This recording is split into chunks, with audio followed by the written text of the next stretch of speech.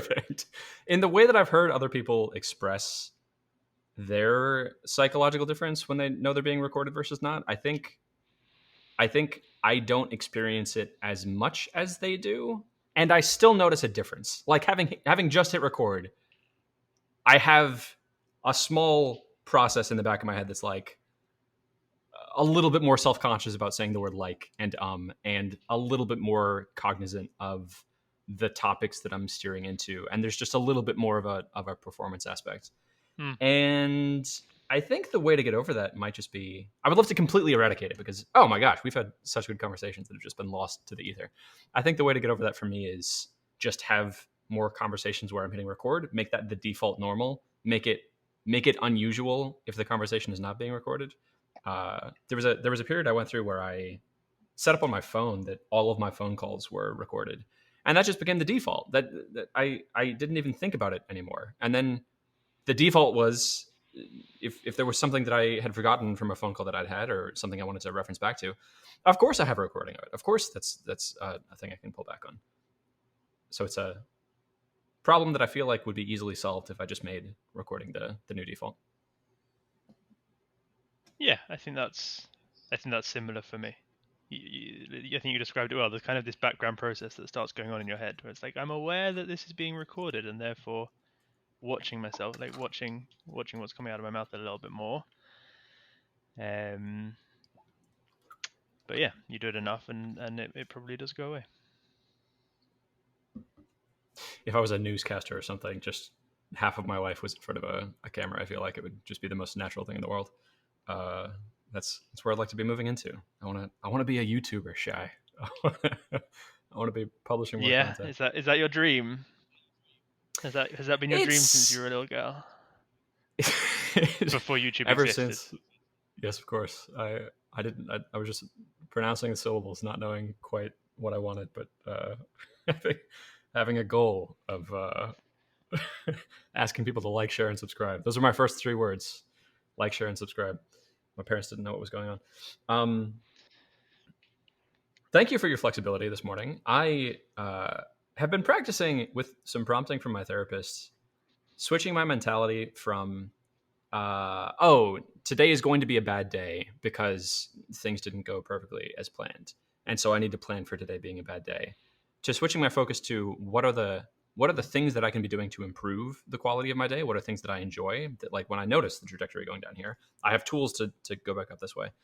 And I feel like it was a great success this morning. Of like, I noticed that I woke up late, and so everything was sort of shifted over, and wasn't feeling on top of things. And like, because I didn't go on my morning walk on my first call, I looked at the video feed of myself on the camera, and I looked like bloated, like I hadn't gotten the default thing that I need to be physiologically awake. Like my eyes were puffy, and I still looked tired. And so I went for a run, and now I feel much better. And I'm glad that I have another tool in my toolkit for correcting days that are going like this. That's nice. I have lots of questions. Firstly, where did you run? How far did you run? How long did you run? Just around my neighborhood. For where? Length was about 20 minutes. I know that exactly, actually. Hold on. I ran for precisely, because I have a perfect time log of. Yeah, you seem like the exactly. sort that wouldn't have come back and gone, I don't really know. I didn't track that. 25 minutes and 30 seconds is how long I ran. And I run at about a 10-minute pace. So that's probably 2.5 miles, but I didn't track distance. Awesome. What were my other questions? Yeah, so your day going downhill, what does that mean concretely? You said kind of waking up late, and so then you feel like you've, I guess, failed at like goal number 1 of the day. Yes, in a sense. Which waking up late in itself is not the problem. I spent a lot of time unpacking sleep. I suffered from sleep onset insomnia most of my life. it should take a person about 25 minutes to fall asleep from the moment that they decide and lay down in bed. It was routinely taking me 2.5 hours. That was not unusual, and I just thought that was normal. I thought that's what everyone was doing. And Okay. consciously fixing that, one part of that has looked like I don't set alarms. That's one of the benefits of being in this type of business, is I can have that sort of flexibility. And Mm-hmm. Mm-hmm. so I wake up when I feel like it's time to wake up. That in itself wasn't the problem. I think the problem was that I scheduled my first call too early. It was with someone in the UK, and that was the time that made the most sense for overlapping of time zones. Uh, but usually, in an ideal day, I need about 2 hours to get the whole morning routine done, of like feeling that I'm on top of everything. And that involves going for a walk, and I like to walk for at least an hour. And then during that hour, I'm doing the journaling, which I would love to get into. I'm dictating into my phone what I want my focuses to be, and just Dick the taking. things going on in my head. That's an interesting Dick activity for your dick walks. taking, taking as Dick many dicks as taking. possible. Yeah. That's Yeah. right. Uh-huh. um, and There's a word then for I come walks like back. that. it's it's a very productive morning. And then I come back and make breakfast, and then I set my schedule for the day concretely. So in the morning, it's just kind of this ephemeral. These are roughly the focuses I want to have, or maybe this is an idea for a project that I'm working on. And then in the morning, I set my schedule hour by hour, which is so beneficial for productivity. I shifting shifting my prioritization of what I want to get done in the day to the morning takes off all of the pressure in the moment of feeling like I need to prioritize and feeling like I'm behind. Because if I schedule my entire day in the morning, hour by hour, I can look very clearly and see, okay, I'm trying to schedule 3 hours of work in a single hour. I can't do that. I need to solve this problem at a higher level of which of these things can be delegated and which of these things can be put off to a different day. And maybe I can batch a few of these things so that it's more efficient if I'm Mm-hmm. doing these three things in the same hour. Mm-hmm. And then for the rest of the day, after I've set that schedule, it just goes like butter, and I feel great about myself, and I can get ahead of schedule. So that's the first thing I do after breakfast, and then the first few tasks of the day are pretty set. I'll meditate, and then I'll do customer support emails, and then I'll do regular email, and then from there it's whatever I've scheduled for the rest of the day. So that's what a morning that's going well looks like. And this morning it was, I woke up and realized I had 25 minutes until my call, and so was scrambling to think, okay, well, I guess I'll have breakfast, and I guess I'll eat outside, which I'll check some of the boxes for my morning walk of that I'm getting fresh air and I'm getting a little bit of sun. Uh, but then I was on the call and just Mm-hmm. it was difficult to think, and I hadn't meditated and I hadn't exercised, and so I was feeling like this. And for the I'm like that future, now. Actually, I haven't meditated today, and uh, and it's yeah, I have um that same feeling.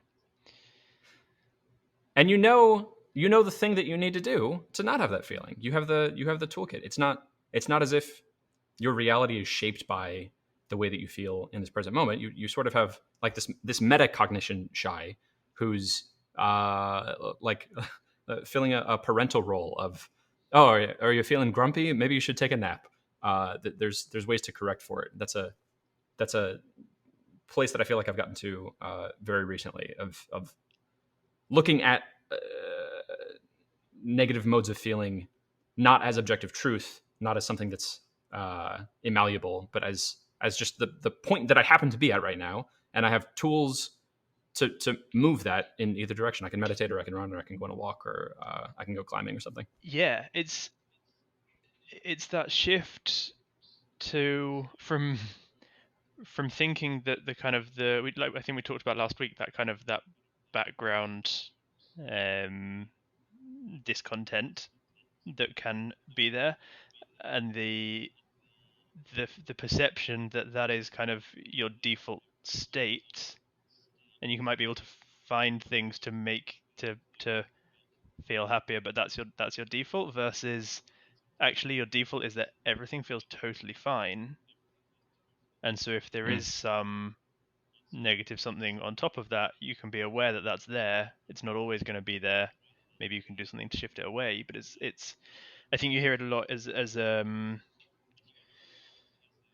notion of like the sky is always clear behind the clouds, that kind of thing.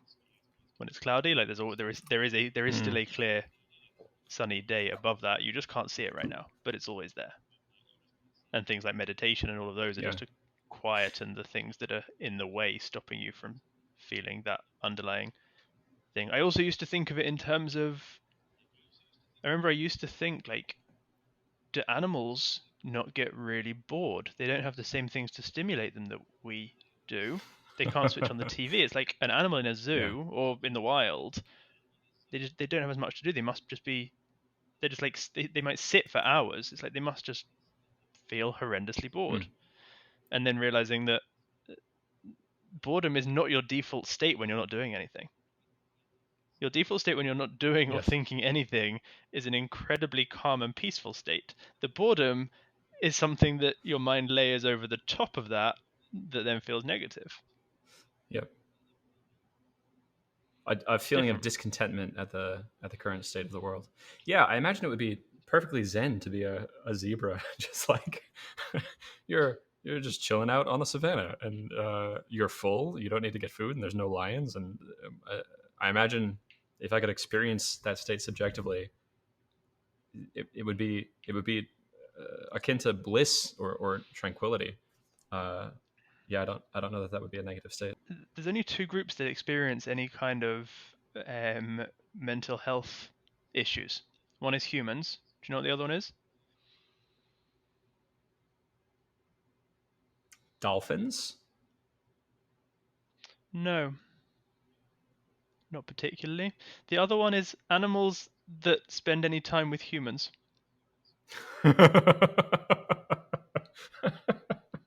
Oh no.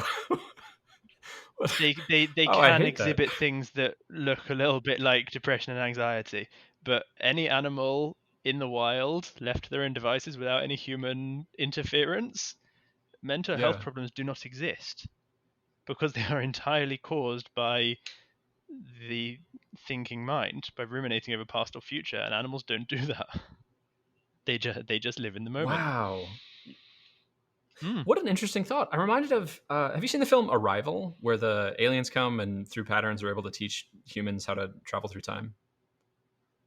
No, I don't think I have. Oh, I've spoiled a bit of it for you. I apologize.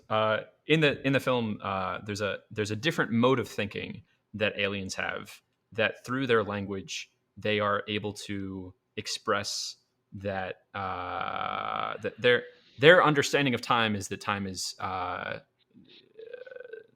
a different dimension that can be traveled through.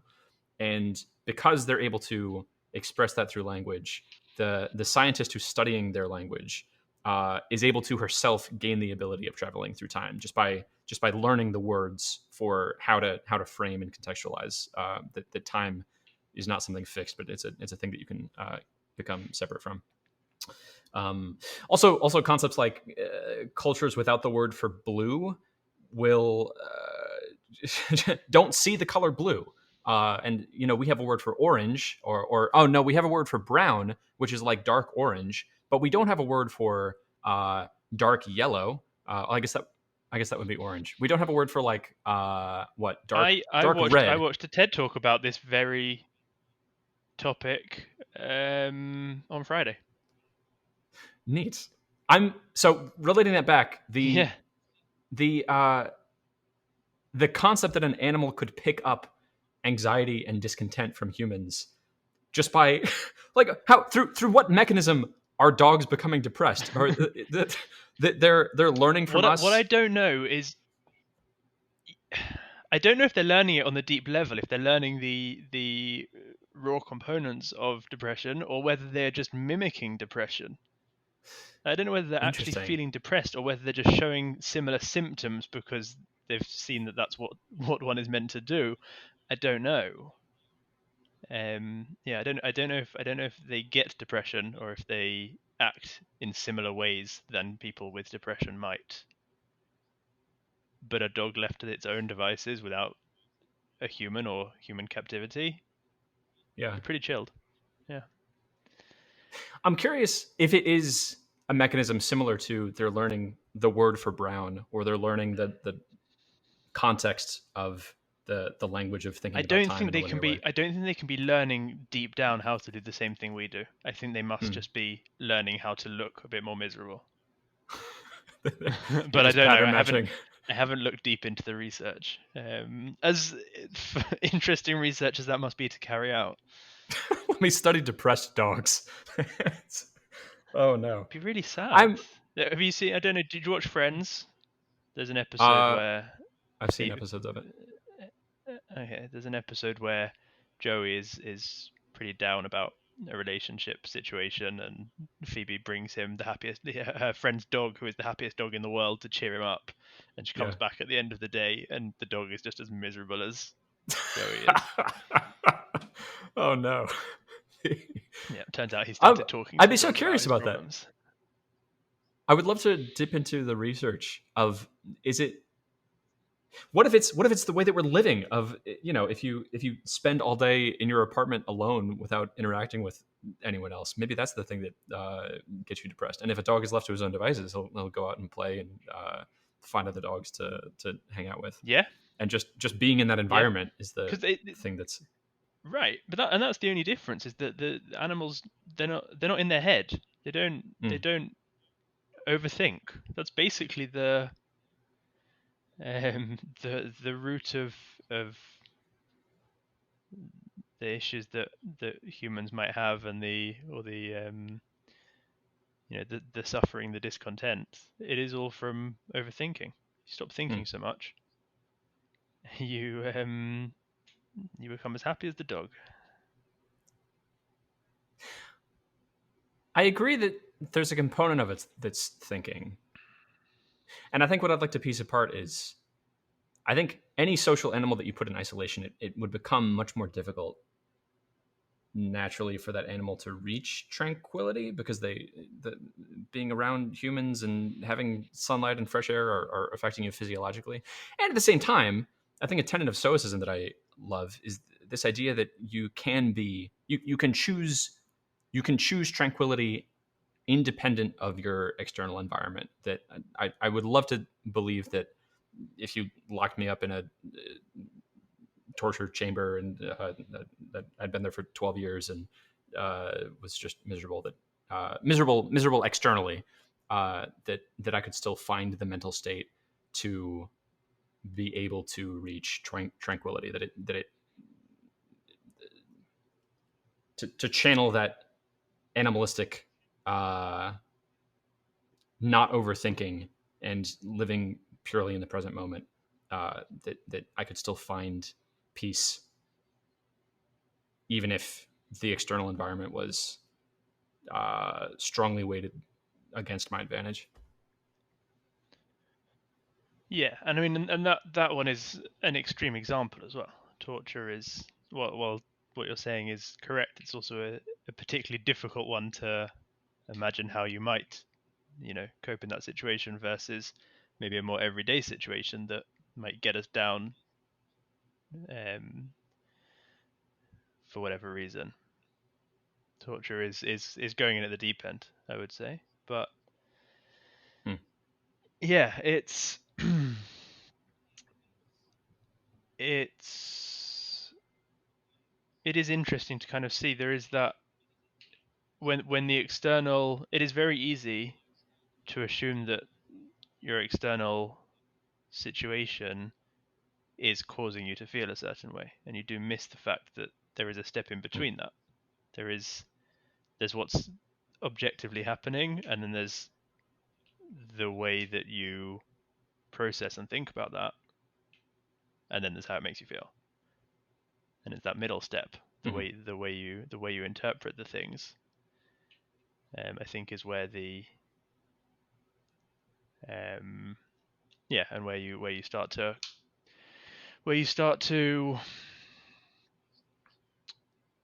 interpret what you're experiencing based on whatever prior conditioning you have, if that makes sense. Where you start to um,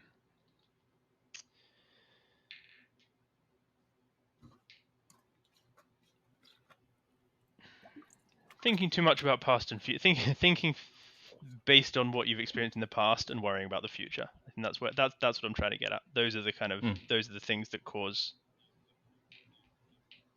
negativity, cause suffering, and those are the things that the That dog makes sense wouldn't to me. wouldn't be doing. To come back to the dog. Yes. Okay, to rephrase my question about the dog, what I'd be curious in teasing apart is the dog learning to overthink the future? Or is the dog just modeling the behavior of the human? Or is the dog just in an environment that the human has created that's putting I the dog think at it a could be the disadvantage to have a environment. positive experience? Yeah, I think it could be the environment one. That like yeah, that if a dog ended up cooping itself up in an apartment, then it may independently come to a depressed state, Hmm. independent of humans. However, the dog left to its own devices would never come to the would never go through the kinds of decisions that would lead to them being in that sort of environment. I guess is Yes. the no. Although even then, if a dog ended up making poor decisions that ended up with it getting like stuck in a cave.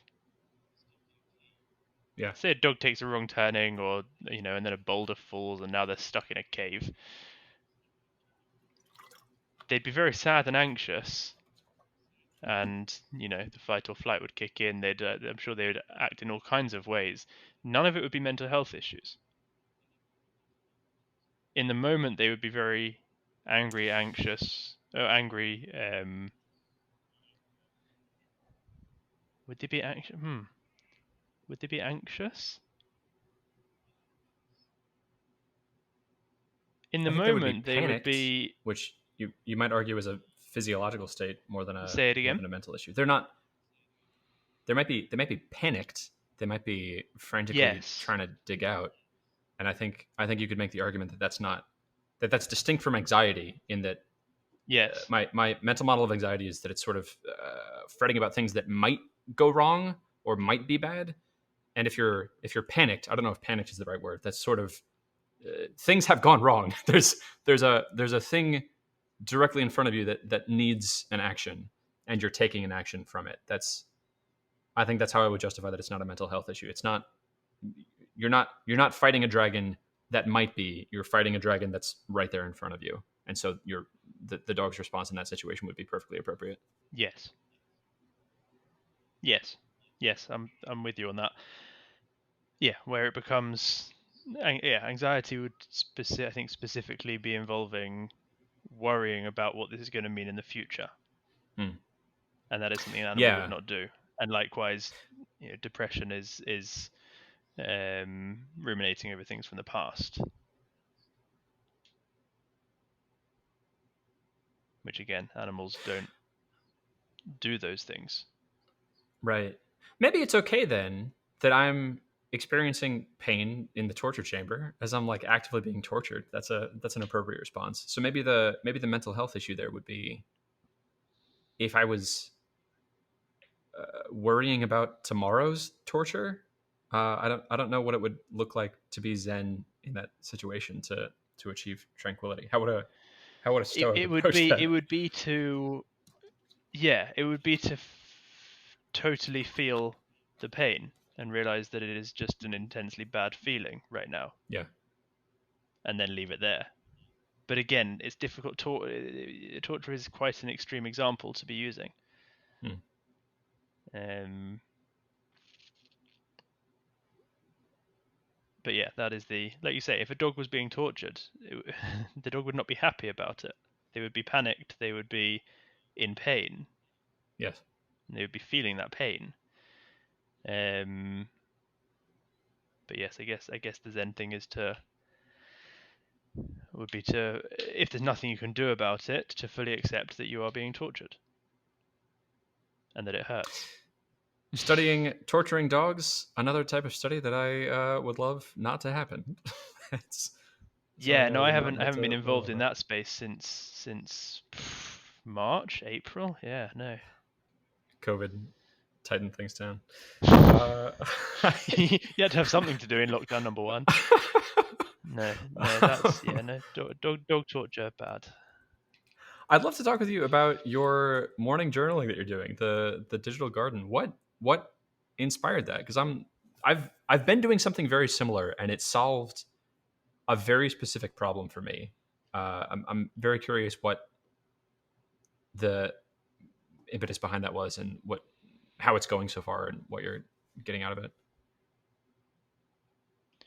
Yeah, it's a combination of a few things.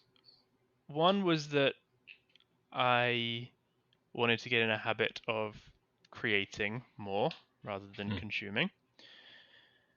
And so the digital garden itself I started a couple of months ago and aimed to just to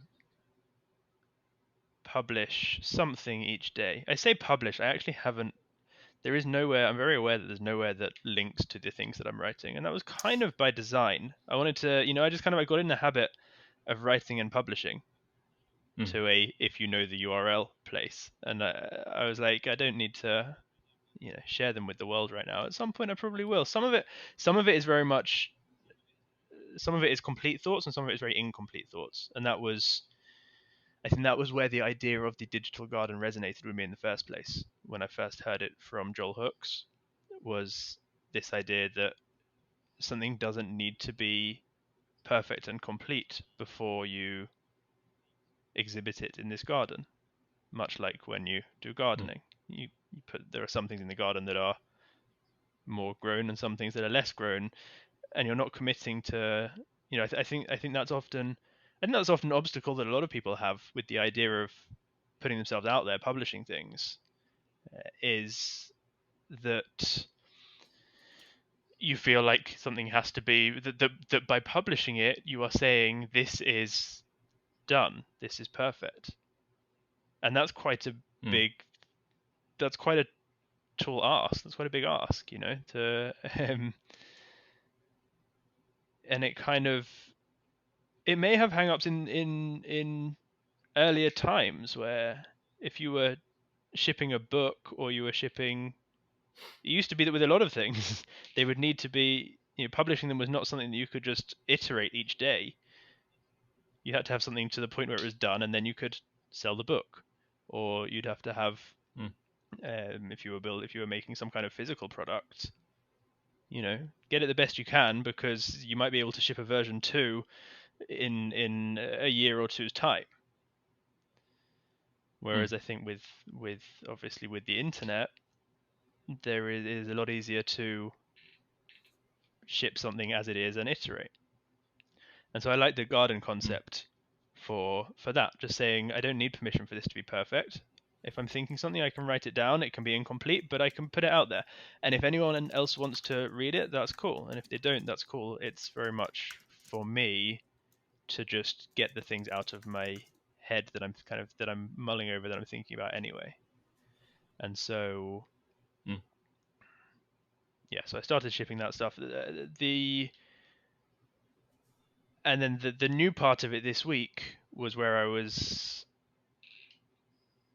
just the realization that I often think things that I at least think are interesting when I'm doing the sort of things that you talked about earlier that are good for starting your day or for quieting the mind, the walk or the run or those kind of things. And realizing that I would be thinking I'd formulate some interesting ideas in my head and then be trying to memorize them in order that when I got home and sat down at a computer I could type them in and they would be as good as I thought they were at the time. And so from there I kind of went to, well, what if I record it along the way, record it as I think it, and from there to well, is there a way that I could, yeah, that is there a way that I can get that that I can cut out the manual step in the middle and just record, transcribe, and have it automatically publish again then it's going to be even more incomplete because it hasn't been edited and there's going to be transcription errors and whatever else. But I Mm, just kind of thought if I have it transcribe and then save somewhere for me to work on, there's less mm, incentive to fix it up quickly. Whereas if I just say it's going to, why don't I mm, just automatically publish it? Again, it's not. I've never said that it has to be perfect before it's published, and so publish it as it is, mm, and that's the workflow that I set up. I record into my phone. It ends up as an article on the website with a banner to say this has been auto-transcribed. There might be mistakes. It hasn't been edited, whatever. But it's a starting point, and I can go in and edit it, and I can. But yeah, it's just very much. I'm not interested in it. If I'm not. It's kind of like journaling. So separate to the digital garden, sometimes I'll journal pen to paper when there's stuff that is not for other people's consumption. But I think there's so much value. This is something I've only discovered more recently, but I think there's so much value in writing things down in order to get them out of your head. mm, And I, I in hindsight, this was kind of obvious because I've always done it with calendar events. I'm well aware that I need to use a calendar because I won't remember when I'm doing things otherwise, right? And so I'll write them in my calendar, and then I stop thinking about them because I know that my calendar has it handled. And so it's not a copy and paste situation of I've got this thing in my head that needs to happen, and now I put it in my calendar, and so now it's in my calendar and also in my head. It's a cut and paste. Once you put it in the calendar, it doesn't flow. It doesn't keep floating around your head in the same way. And what I hadn't realized is that you can do that with non-calendar events as well. You can also do that with whatever thoughts are around in your head just by writing them down on paper. I find that again, I haven't copied. I never bothered with the kind of journaling idea because I figured it was just a copy and paste. Okay, I write it down and then it's still in my head. So what's the point? But what actually seems to happen is that mm. once I've written it down, I have removed it from my head, and that's quite nice. I have several thoughts off of that. I love the system that you set up of being able to go directly from speech to having something published by default. I'm reminded of our first conversation today about if you're recording conversations by default, you've sort of removed the pressure, you've lowered the threshold for what it takes to get something published. And I'm thinking now too about in an era where to get something published, you had to have a printing press and you had to typeset something. What an enormous undertaking that must have been. In thinking through that, I have a newfound respect for any book that was published in the, before the age of the internet. I guess like before the 1980s, really. Uh, because how much work would Oh, that I think be? this with so much stuff. You look at old buildings and you think what tools they had to work with, and they were able to build such magnificent buildings. You just have so much respect for, like, I mean, the buildings we build now are much less impressive, in large Yeah, part. because we have much But better tools. We can just 3D print a building now. right, but I mean, I do have crazy respect for all kinds of things that used to get made, where it's just like I don't think people would be able to do that now. The just the sheer dedication and manpower that was required. It's some for some of those things is amazing. But yes, books is also one of those. I'm reminded of the Sistine Chapel that I think took something like 200 or 300 years to build, of multiple generations of the people who ended up finishing it grew up with the building half completed, and we're staring at this. I think Michelangelo's David was similar. The artist who started it had the block of marble quarried, and the block of marble was sitting in the yard of this church as Michelangelo was growing up, and so he saw this and learned how to sculpt with this block of marble in his neighborhood, and then eventually ended up doing something with it. That type of patience, I agree, is something that you just don't see any of today. Everything is instant and uh, happening as fast as possible. There's not as much patience for cultivating longer work. So contrasting that with, Darwin's Origin of the Species uh, was his life's work, and he spent uh, probably decades doing the research for it and then handcrafting it. I can't imagine the mental fortitude and the focus that it would take to finish something like that and to reach a mental state where he was okay calling it done, that this is published and it is complete, and I can now go on to the next step of having someone meticulously hand place in every letter that I've written here, and every diagram. There's no further changes that I need to make. Contrasted with this morning, you went for a walk and you just blurted out the things that were on your mind, and then it was published on the internet with no additional work on your part from the flow that you've done. Uh, it's it's fantastic, and it's sort of a new set of problems of now. The difficult part is in cultivating and in editing, in sort of culling the chaff instead of getting something out there. But I so much more prefer the world where you can reduce that barrier, uh, because now it's a problem of cultivation. Now it's a the garden is so much bigger. There are so many more seeds planted. Yes, of course, that means there's going to be a lot more bad crops, but there's so much more potential for good ones. That's a very powerful idea to me of uh, lowering lowering the barrier to get something published as low as possible, and then focusing on the cultivation part of it of, okay, what of these ideas is actually useful and what is worth going back and editing Yeah. or making more public or sharing. Yeah. Now I think we're going to see a lot more of that in the coming years. As the barrier gets lower, you end up with a lot more bad quality stuff as well. I mean, we've seen this. Look at something like YouTube. It is now incredibly easy to record a video of anything and publish it on the internet. And therefore Mhm. YouTube's entire like what is the bulk of YouTube in terms of what they have to do as a product. Okay, yeah, there's some challenges in streaming video across the internet. Um, but other than that, their challenge is how do we separate the wheat from the chaff? How do we surface the good stuff and when there's such a vast quantity of bad stuff out there as well? And I think we'll continue to see Mhm. that as being the the big direction that things are going in, is the barriers get lower and lower, and it's amazing because it means that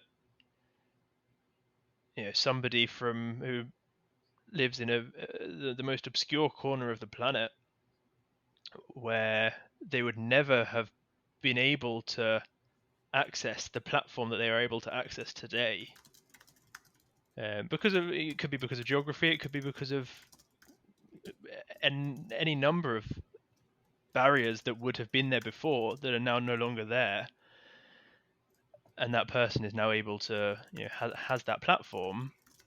And what we need to get good at societally, I guess, is how do we get better at picking out the great stuff in amongst the bad.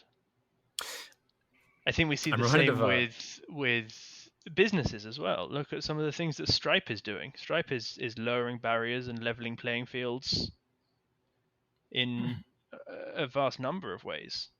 It's now it's now relative to a few years ago insanely easy to. You can get you look at Stripe Atlas. You can now start a business, an online business from anywhere, yeah, and you can be accepting payments. Anyone in the world can be paying you for things that you create if they think they're valuable. And those kind of things are it's becoming incredible. easier and easier. There are some incredible things happening. The the that SaaS that I built in a weekend, Mm. the for taking payments. The fact that Mhm. I could spin that up, it was a few hours worth of work. People are now paying for that. Yeah, incredible. It's um the barriers, and it was just crazy to me, even as someone who's been doing those kind of things for a while, even compared to a few years ago, how much easier it was compared to the first business I started.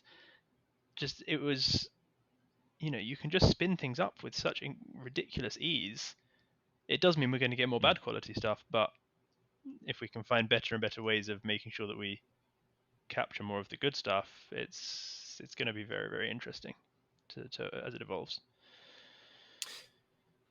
It's a curation problem instead of an accessibility problem. Okay, small tangent. There's this idea of active listening that I've been trying to vehemently practice, of like repeating back the thing that someone said, particularly if I don't agree with them. I'm not convinced that I understand them until I was able to repeat back an idea that they've expressed more succinctly Mm-hmm. and more clear than they expressed it to me, trying to get them to elicit the response like, yes, exactly, that's exactly what I'm trying to say. And I've seen benefits from that in so many areas of my life, particularly in areas where I disagree with someone, because then, okay, now we've established we're on the same page. Now we can actually move forward instead of just doing sort of this tribalistic, I'm right and you're wrong. Pulling back, the idea that you brought up the someone who lives on some obscure corner of the planet can still have a platform, can still be sharing their ideas and putting them out there. And yes, now that means there's more content, but the problem has shifted into a better problem of cultivation. There's this quote. I think it's by George Bernard Shaw. It's the second time I've referenced this quote, and I don't remember who actually said it. It goes along the lines of, "The rich aren't like you and me. They have more money than we do." And I've been thinking about that in the context of publishers and book authors and content creators. They're the only thing that they're doing differently is publishing the things that they're thinking about and working on. And the someone who lives in some obscure corner of the planet, what immense wealth of knowledge and life experience and uh, ideas that would benefit the world do they have that are locked within their brain or maybe locked in their small community that will die when they die? It's tragic in a sense, and so going through lowering the barriers to entry, being able to have a platform where you can spin up a business just by paying someone a few dollars a month. I love it. It's such a pure manifestation of making the world better. You're getting more better stuff out there. Henry Ford in his biography has sort of this moral imperative to be producing things and to be building his company. He goes through and talks about like how he built his company and the importance of systematizing things and in making supply chain and what's the word of assembly line, the importance of an assembly line and how that's good for business. And he goes a step further that I was surprised by saying, and it's a moral imperative that you do this because this is the only way to make the world better by improving these processes and by producing more things. There's no other there's no better way to be positively contributing to the world. And so I'm starting to have my perception of publishing things shift in that same sort of way of it's such a tragic loss every time there's a great conversation or there's a great thought on a morning walk and it's lost. It's one might argue a moral necessity that you're capturing these things and putting a little bit of effort into making it discoverable so that it is a potential idea that could be curated. Am I taking a step too far? Is this what are your thoughts? No, I think that's very interesting. I think it kind of reminds me of when you get these debates about when there's somebody who's rich who and people criticize that they're not giving enough money to charity, for Hmm. example. And you kind of go, well, you can look at this in two ways. One is, yeah, they have a lot of money, and so really, yeah, morally they should be giving more to charity. And the other way of looking at it is they've made this money, and it is totally up to them what they do. And it is if that's not a way that they've chosen to do things, that is totally their right. And so I guess you have a similar thing with what Henry Ford was saying there with not with money but with ideas or with innovations that, yeah, do people have a moral, is there a some kind of moral obligation to put that stuff out there, or is it actually that is those are your thoughts, and it is totally, if they die with you, that is just the way it is. That's they were great while they lasted. They were great in the moment. Hmm. Don't know. I think you can look at it either way. I'd like to spend more time like that. It could be I'm fretting too much about the future and need that zen like dog state. Uh, One the thing that really helps me the with that, idea and I don't of know that it helps yeah. everyone, but is, well, a few things actually. I write about them sometimes. Um, I guess the question is, what is it? What is it that you worry about with that?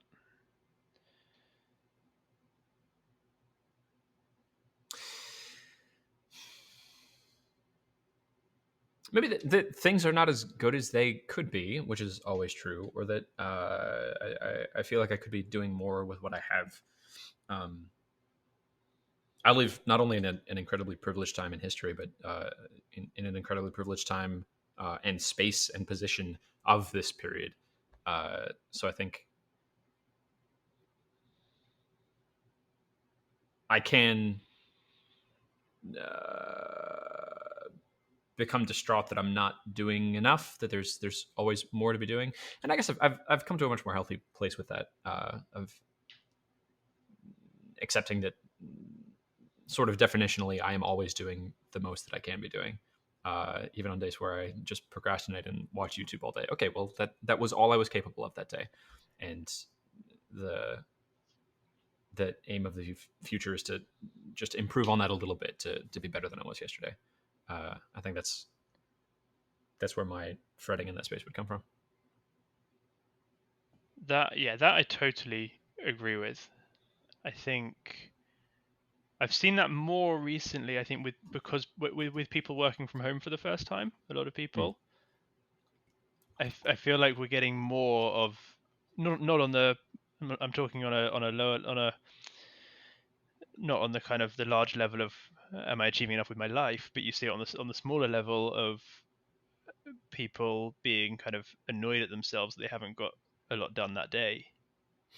mm, And aside from the fact that it's like you're in a pandemic, and expecting full productivity is probably not sensible in the first place, there is also what you said there, which is whatever you got done is what you were able to get done.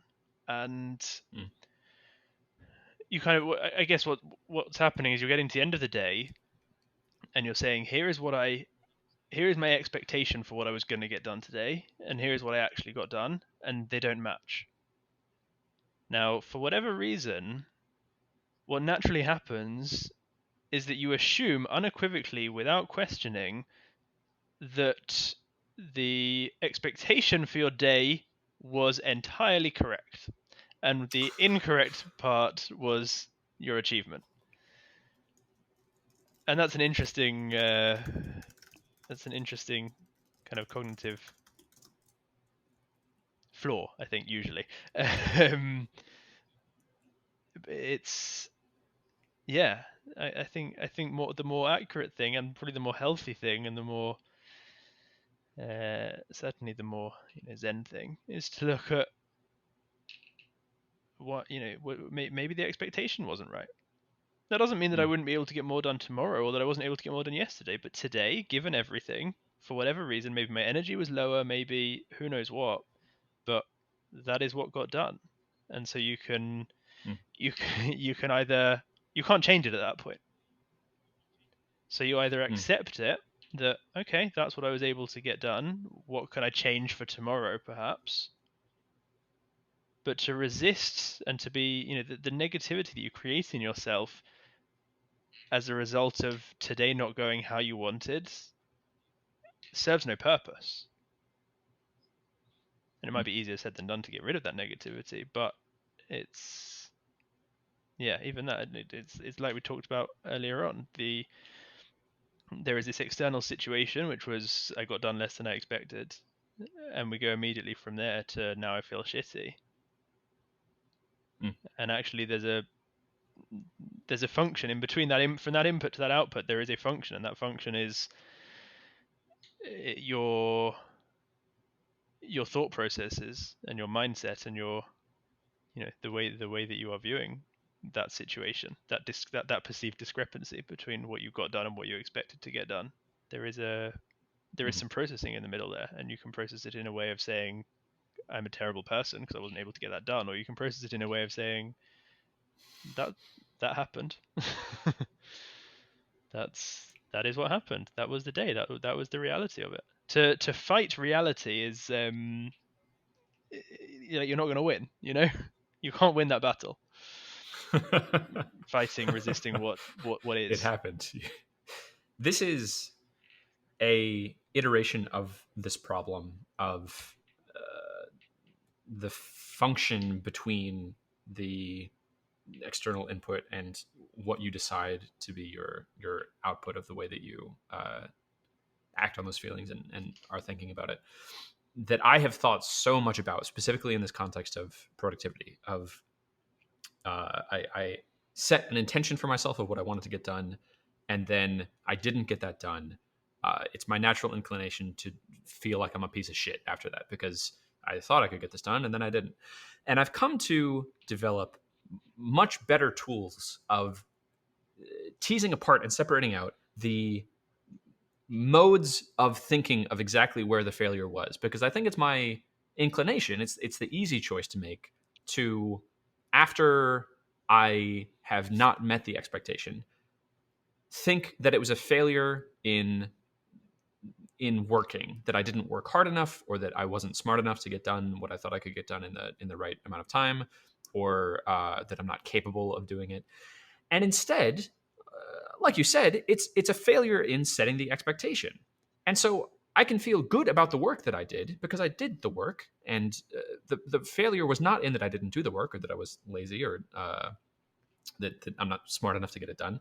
The failure was in I set the expectation incorrectly. That's a problem of managing myself, and that's a much more tractable problem, because now, next time this happens, uh, when I'm setting my intention, I can just adjust that a little bit lower. Of, okay, well, the last time I set this intention, I thought that I could solve this complicated problem in an hour, and it took me 4 hours. So because it was in this unknown space and I had to learn this whole new technology, so I'll try budgeting 4 hours this time and see how that works. And then, as I'm working through it, after I've set this expectation for myself of I think it's going to take me 4 hours to do this, I've tuned my ability to make the prediction a little bit better, to set the expectation. Now, if it takes me 3.5 hours, I feel great about myself, because I I have tuned the expectation correctly, and I've correctly attributed where the mistuning was, and I'm able to feel much less guilty about doing work by having clear boundaries of separating out, this is me doing the work and this is me setting the expectation of how I can get the work done. Yeah, that's been very beneficial. I feel like in this context, that function for me between the input and the output has become much better tuned recently. Yeah, that was good. That sounds great. I think you're spot on. I think the it is it's the danger of using words like should, right? I should be able to get this done. Mm, I should have been able to do that better, and all like the really your like yeah, there's a very big difference between I should have been able to do that quicker versus tomorrow I'm going to aim to do that quicker, mm, or I would like to be able to do that quicker, and then I'm going mm, to work towards that. The I should have been able to do that quicker today is a logical fallacy. The mm, the today, given all kind of the world is a state machine. mm, The given all the inputs, the entire situation of the world of me as a person, my whatever, what I got done today is what I was able to get done today. Until we're able mm, to move to like the aliens that you mentioned earlier, until we're able to travel time, whatever got done is what was able to get done. And so the only variable, the only thing that you can change at that point is your expectations or your perspective on what got done. Mm. And that very natural perspective of I should have been able to do that better. Firstly, can't help anything, but secondly, probably doesn't help you for the next day either. It doesn't help you to improve it in the Mm. future. There's, Mm. you know, the amount of research that there is around whether people are more motivated by punishment or encouragement, right? You see it in kind of employment context and various other things that people will do better if you give them positive encouragement than if you instill fear and punishment and so on. Mm. And so I think the same applies when it's to yourself as well. If you attack yourself for the fact that you didn't meet some arbitrary expectation that you set, which again, the expectation cannot be right. The expectation is factually incorrect because we've just had the day and we weren't able to do the thing that we expected. So the expectation Mm. was not correct. And to punish yourself for it, you're not helping yourself to improve it for next time. Mm. It's negativity and it serves no purpose versus the acceptance and the from a place of acceptance you can then look at very objectively what things could I put in place to improve what I was trying to do. Mhm. Was it something is it something that I can change in my work process to make that faster or better? Is it something I can change in myself? Do I need to start my day Mm. with a walk because I've noticed that clears my head and then I'm more productive in the day? It can be whatever, but all of those are much more positive than the self-criticism for getting it wrong in the first place. I love that idea. The word should for me is very based in shame and guilt, and Hmm. it is a very easy and natural inclination for me to make of okay, I've not met my own expectation, and so I'm bad. Uh, and it's so much more productive if you can tune that function of okay, no, the world is a state machine. I love that framing, by the way. I've never heard that. What a computer sciencey way to talk about determinism. Um, the Yeah, you need to know your audience for that one. the hit home for me.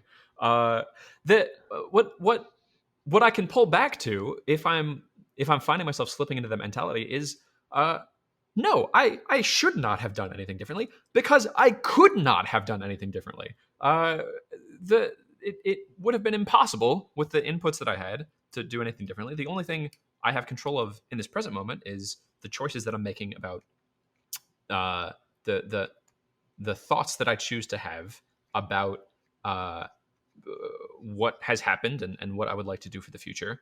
And the thing that I have control over now is making productive choices in a healthy way, not based in shame. Of how would I like this to go differently in the future, and how can I enable my future self to make things going better as likely as possible.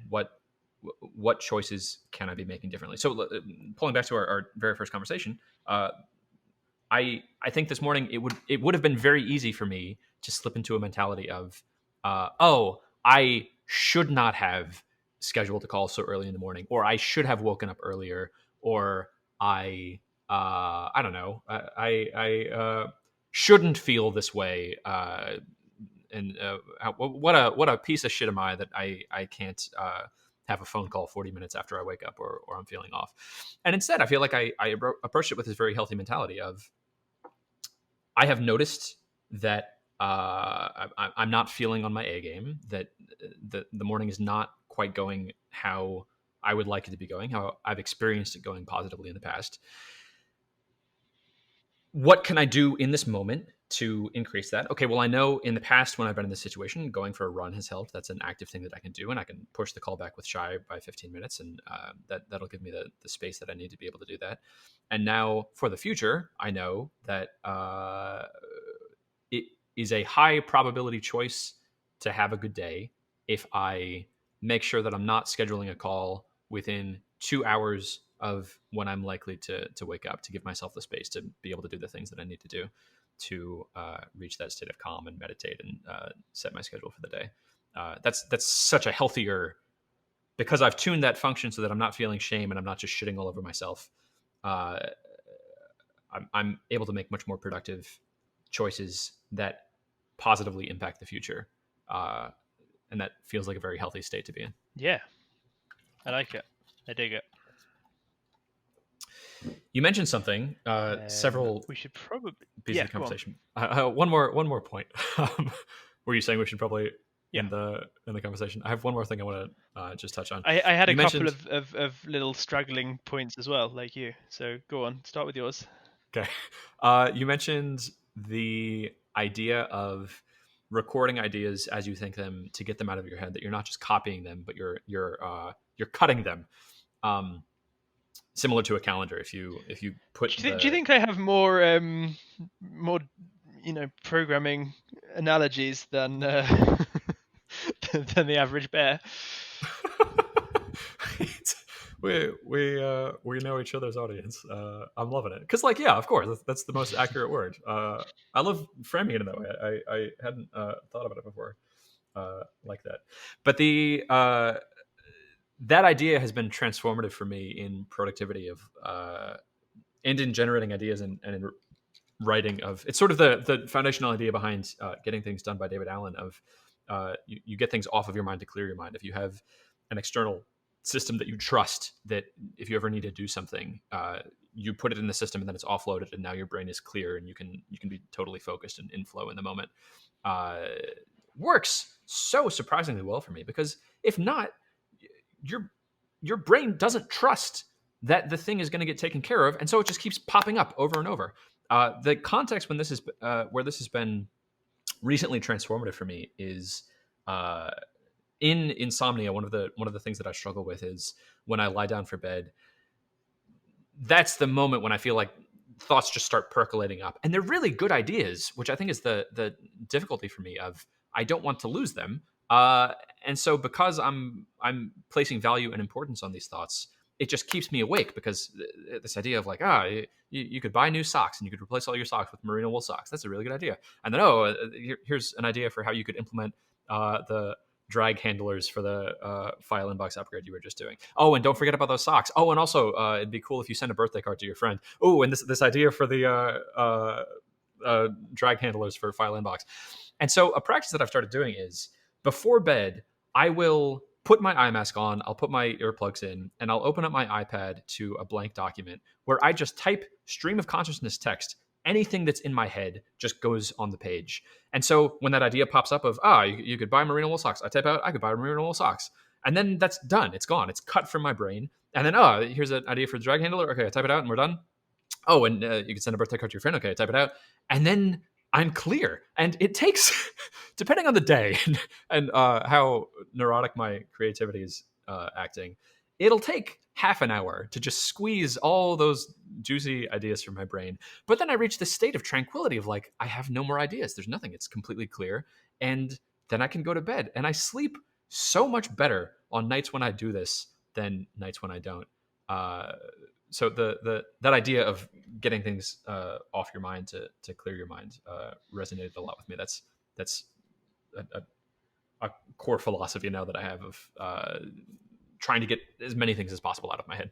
Yeah, yeah, I think that's great. And when you sit down to meditate, do you have a similar process happen of kind of all the thoughts that suddenly start flying around? Because for me, that's kind of the other time. It's I think the reason it happens, when it happens before bed, it's because you're not working on it, you're not doing anything else. That's the first time that Mm. you've kind of just sat with you and your thoughts, and so they all appear. And meditation is the same kind of thing. Mm-hmm. Do you have Yes, I have the do same. you I get have the that same same difficulty in meditation. volume of thoughts at that time as well? Yeah, and I do the same thing.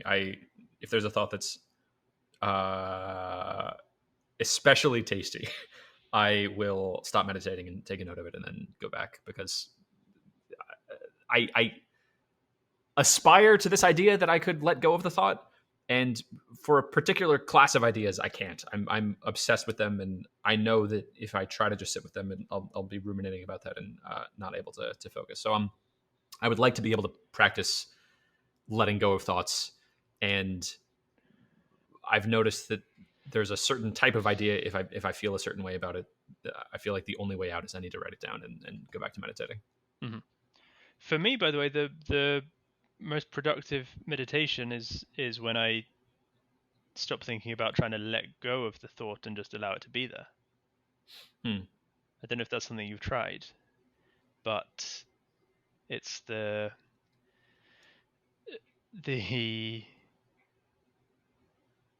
meditation in itself doesn't require you to. There's nothing in the, at least as far as I understand, in the kind of the origins of meditation that involves aiming for a quiet mind, Hmm. for the thoughts to not be there, versus letting them be there and watching them. Hmm. And that can be very interesting, especially, and I know exactly what you're talking about, when you have a particularly persistent thought that day. Hmm. Um, Sitting there with it, and you're like, okay, now I'm just going to go and refocus on my breath. Oh, yep, I'm back thinking about the thought again. But Yeah. to just keep to come to a place of acceptance of that, to avoid, not to not to get annoyed with yourself for the fact that the thought is still there, and not to get annoyed with the thought still being there, but just to totally accept that it's there. Okay, today Hmm. is a day when there's a very persistent thought, and the meditation just becomes that. Okay, I've seen that I'm back at the thought. I'm going to get back again. Yep, I'm back at the thought, and just accepting that and seeing what happens. That's something I'd like to be practicing more. And I just read a book called Emotional Intelligence that talks about a very similar technique for getting deeper in touch with your emotional state of if you can just sit in the feeling of being bored and recognize that you're feeling bored uh, and sort of increase your tolerance for not scratching this itch that you feel. That's the path to increasing your emotional health. And I think you've correctly identified an area that I could improve in of sitting with persistent thoughts. That's a muscle that I'd like to be able to flex. Song lyrics do that for me. I'll get a song lyric stuck in my head, and I think I've just started dissecting this last week. I think it happens when I'm not sure what a song lyric is. If there's like a word or a phrase that I don't quite remember what it is, uh, that segment of the song will just be playing over and over and over. It's Oh yeah, it's I have that maddening as when I'm well sometimes. The I actually once heard a very effective thing to do in that situation, especially when it shows that when if you're trying to be mindful and you're trying to kind of um, and a song or a portion of a song keeps showing up. The advice that I heard was to just become really mindful of what you can hear right now around you. oh, that's At interesting. which point, and the song will keep showing up, and you might, Mm. end up flipping back and forth. You're trying to listen to what's going on around you, but the song then comes back.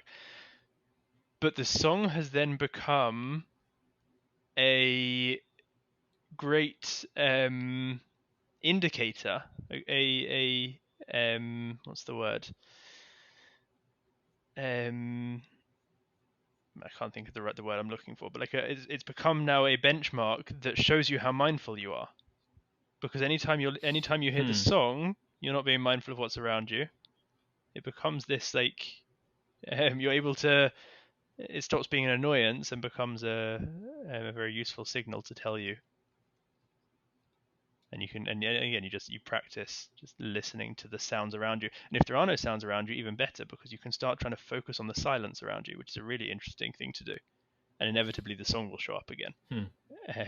But just seeing whether you can go a few seconds of just listening to the silence is very interesting, and the song actually becomes something that helps you to see how mindful you are being. I love that reframing because now the song popping up in my head is not a failure on my part and something to feel shameful about. It's a useful metric to uh, notice when I'm slipping out of mindfulness. And I Uh-huh. am very curious about the tactic of just focusing on the sounds around me. I'm excited to try that.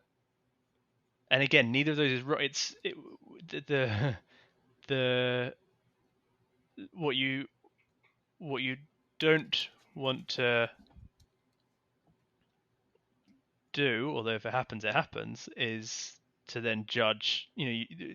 Like you say, it becomes a useful metric, but neither is right or wrong. The goal here is Mm, not to get rid of the song. The goal is to be aware of how much you're focusing on the song versus the surroundings. If you reframe mm, that that's the goal, then it's not you don't need to judge yourself. You don't need to be annoyed at yourself for I can't get the song to go away, because the aim is not to get the song to mhm, go away. And I think the same, like I say, sometimes I try that with meditation. The aim is not to get rid of the thoughts. The aim is to be aware of how much I am being interrupted by the thoughts. If I'm able to be aware of it, no matter whether the answer is a lot or a little, the goal was to know mhm. the metric. And that's it. Yep. Just non-judgmentally notice it. Yeah. Yeah. Yeah, that's powerful. Um, what were my other brief points before we wrap up? Have you read this? Yes. Oh, it was transformational. I love that Cool. book. Yes. You mentioned the I love that you insomnia just and have that. various. Are you reading it I now? always I always Why is that bring just on your? props. I always bring props to our calls. It happened to That, be there because I recently took a photo of one of the pages to share with somebody. Um, gotcha. and the lighting in here was a bit better. Um, that was that. The the thing earlier, the thing before about the aliens, you were saying this idea of languages that don't have words and actually shape the way that people then perceive things. Languages that don't have Mhm. certain colors or certain. I don't know if you've seen the TED talk that I saw the other day, but it was very interesting. Um, I can send it to you rather than telling you the key I, points.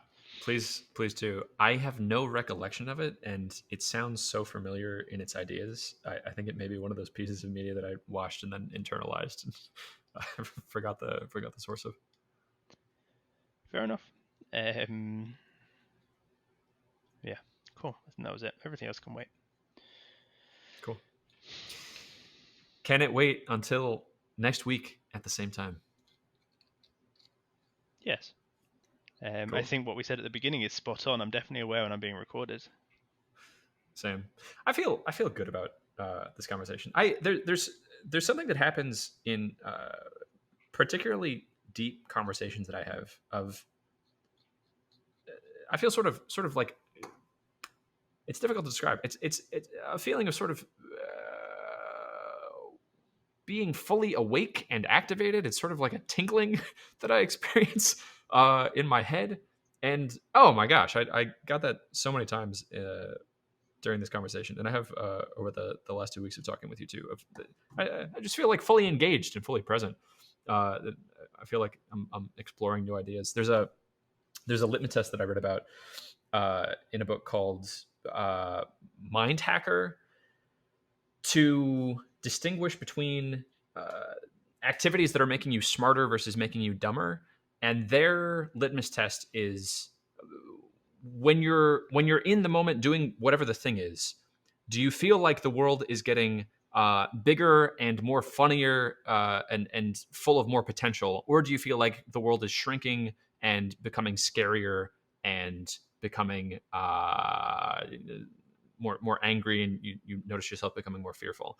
And in conversations like this, I feel the former. I feel just like, oh, so much potential and all these new ideas and branching off, and I feel like a lightness and a joy. So I think over the course of my life, if I figure out how to optimize this type of conversation, I think I'll be living a great life. Yeah, that's a great way of looking at it. I like that. Is it a book you would recommend? I haven't finished it, so I keep coming back to it. I